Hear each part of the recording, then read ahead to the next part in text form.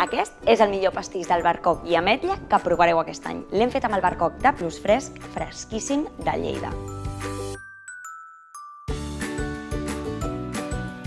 Afegir la mantega freda perquè ens quedi un crumble perfecte. I també és molt important no amassar excessivament perquè ens quedi una textura com de sorra.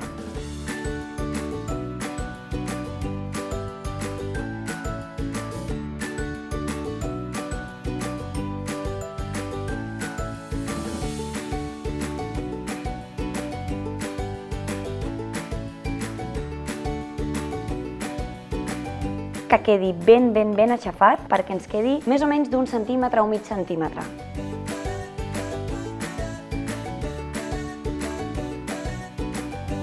El foc estigui fort però que tampoc se'ns cremi perquè l'albercoc només faci una crosta, que no se'ns cuini per dins.